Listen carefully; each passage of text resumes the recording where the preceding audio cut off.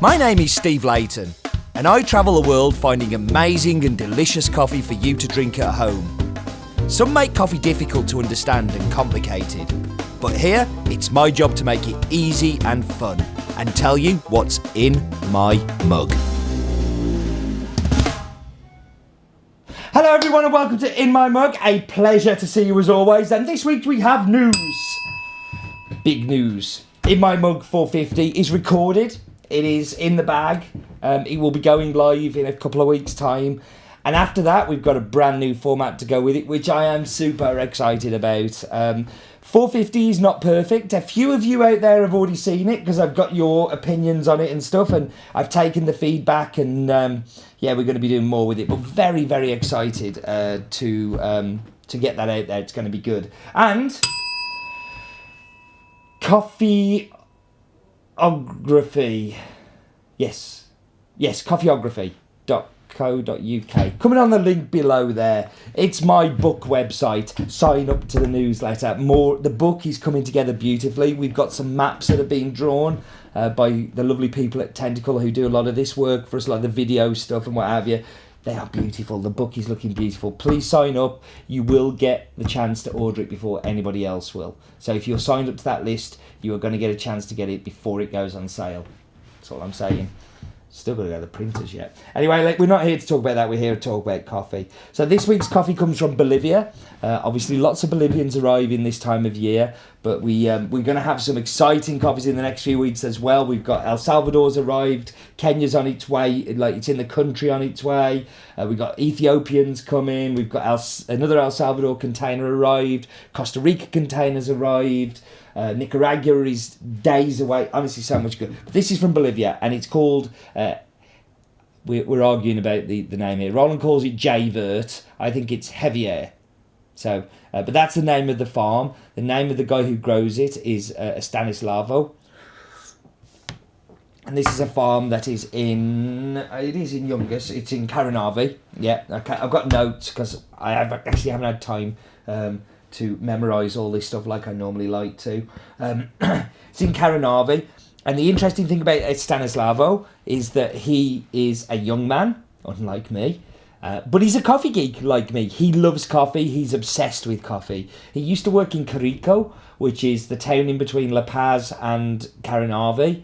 It's a good couple of hour drive, like hour and a half drive to Carico, where he worked in the wet mill there for a big cooperative, which is where he's learned all of his skills from.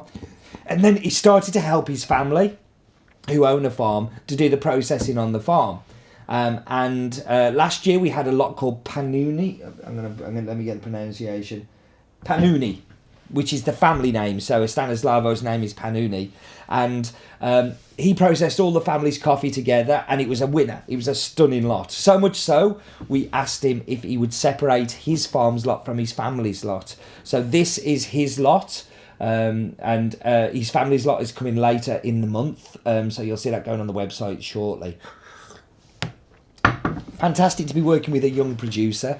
Why don't we go and find out exactly where he is on the map bit?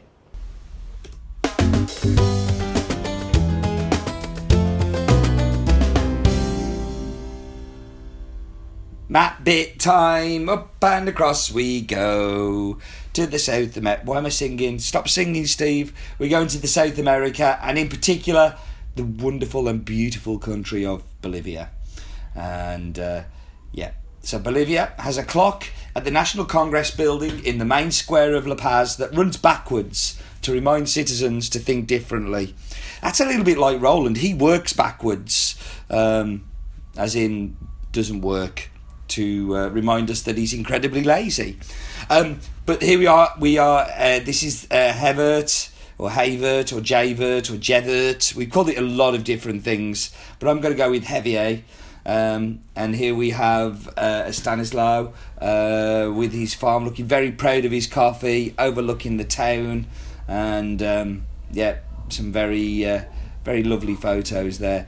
I'm really disappointed I haven't met him on the times that I've been there. We just haven't been able to clash diaries, but I love his coffee enough to forgive him. So here we can see the typography, and this is what makes Bolivian coffee just so phenomenal. That stunning typography. all of those mountain ranges, that Andean spine running through the heart of the country. And the highest point is the desert to the east, which is of La Paz, which is 6,542 metres, and then Rio Paraguay as the lowest at 80 metres. And you see, like, these are just all the little towns dotted around Caranavi and the edges of. And that was this week's map bit. So that was the map bit. This is a Caturra and Cataí varietal. So he has two varietals on the farm, which is not unusual. It's unusual for them to actually know the varietals and know that Caturra and Cataí.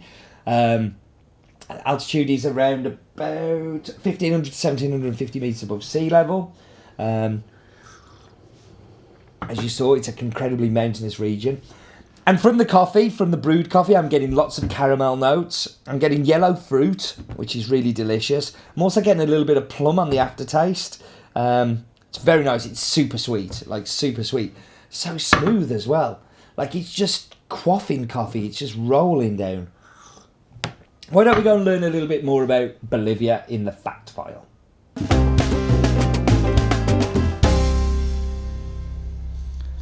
Hello and welcome to this week's fact file. As always, figures might change.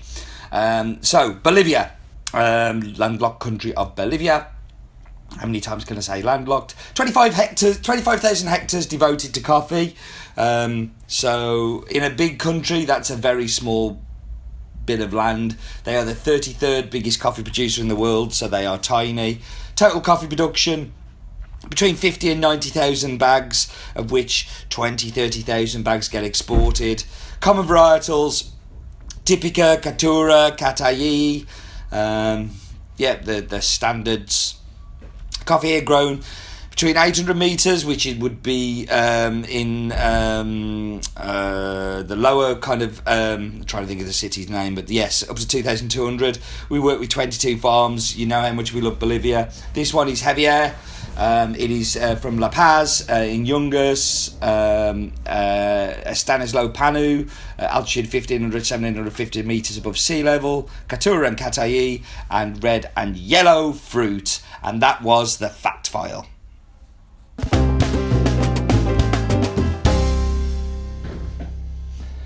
So time for espressos and cappuccinos, which is always a good time. So into here.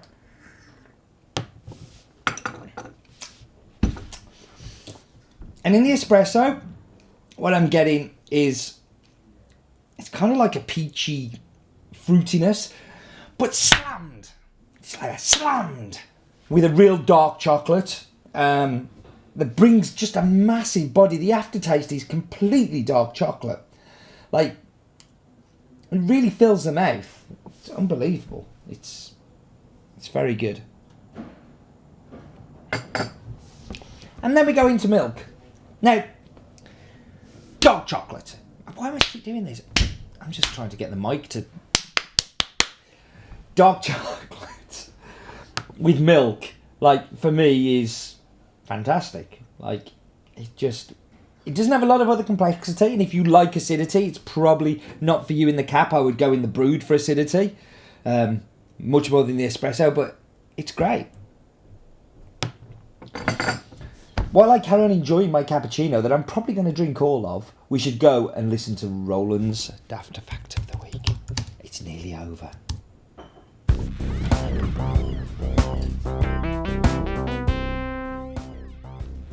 Corico, the town where Estanislao is from, celebrates the Fiesta of the Virgin on October the 20th every year. This marks the War of Independence, where 5,000 Armarians attacked the town, which in those days only had 500, and it stood strong. That's actually an interesting fact. And the town of Corico is like really up on the mountain. It's like, it looks like a little kind of enclave. Like, you almost like should have a castle on top of it. But yes, the first place I ever went to in the Yungas region. So there we go.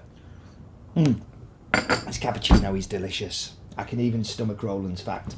Thank you for watching, as always, and do remember, Life is too short for bad coffee. Oh, actually, before that one, next week's, I'm going to Ethiopia, as you do. So I'm probably going to be recording and in my mug in Ethiopia without any Ethiopian coffee. So who knows what that's going to bring, but that should be fun anyway. And life is still too short for bad coffee.